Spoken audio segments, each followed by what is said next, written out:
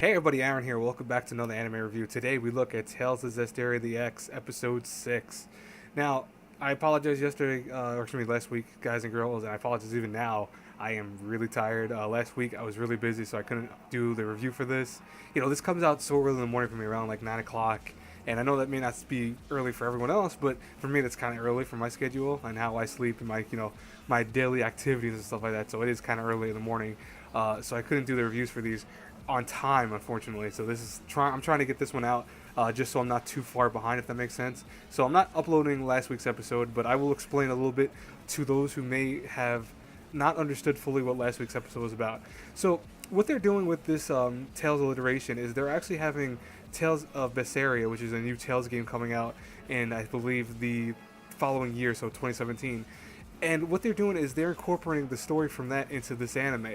And I don't know how they're going to per se weave everything about that into this anime, but I do know for a fact that this is supposed to be a prequel to the events that are going on currently, because Tales of Zestiria is a prequel to Tales of Zestiria.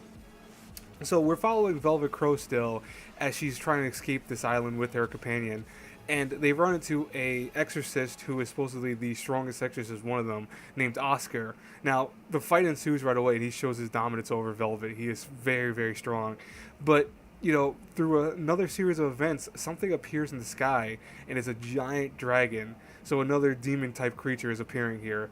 Now, for anyone who might be confused, these are not the same creatures as the ones that you're currently used to in Tales of Zestiria. Now, to be honest with you guys and girls, I think the way they did the explanation of both this episode and the last episode wasn't very well. I think they threw people in too fast, expecting them to fully understand and fully grasp all the stuff, even if you never played it. And I think one thing is that because it's trying to be the new game coming out, it doesn't want to spoil much, I guess, if that makes sense. It wants to try to keep everything at a spoiler-free zone, per se, just to act as a prequel to the story. I think it did a really kind of piss poor job at that, to be honest with you. But it wasn't bad episodes, don't get me wrong. Last episode and this episode were still very, very high quality. I just think the storytelling wasn't that great. But anyways, going back to the review for this, let me talk about that and rant about that later. The dragon appears, and what happens essentially here is Velvet and the team are forced to kind of have to fight this thing. Now, they are joined by several new characters, namely a very strange-looking magician girl. I think her name is Magalo, and she is there to apparently help Velvet for some reason or another. Does not go into full detail with that, but it's up to her and Rokuro to now hold off the dragon while kind of Velvet tries to figure out some means of getting enough power to stop this dragon, because as it is, even with the exorcist around and even with these two helping her, they're not strong enough. Now, unfortunately, what this leads to is that I forgot the name of the girl that saved essentially Velvet from the prison that she's in. She was hurt during the fight with the dragon, and she's dying. But she says that her power combined with Velvet's, if she is devoured by her, will combine to make a strong being.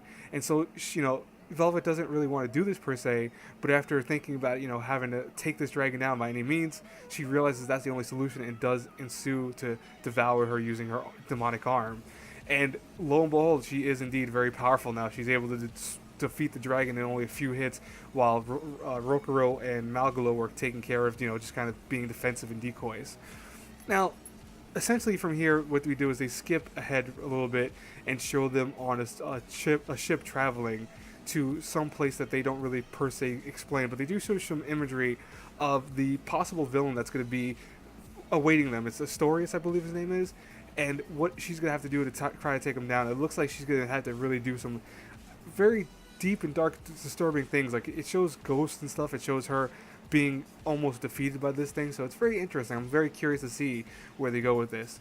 Now, again, guys and girls, that's it for today's review. I'm going to wrap it up here. I do highly apologize if I sound like I'm half asleep. I am half asleep. I just wanted to get this review out to you guys and girls, because I know some of you I promised to get this review out to, and I wanted to abide by that. As always, if you like this review, hey, hit the like button. If you don't worry about it. It's not a big deal. I understand if you don't like it. Hit the comments, the whole nine. I will talk to you later. Again, if you are confused about any of the story stuff, you can feel free to comment and just message me, telling me, hey, I'm confused about this. Can you kind of simplify it a little bit more, or stuff like that, because I am a huge Tales nerd, so I do know a little bit about the story, and I know what they're trying to do right here. So definitely, feel free to message me outside, and I'll try to get back to you as soon as I can. Anyways, guys and girls, I will talk to you later. Have a good night. Bye-bye.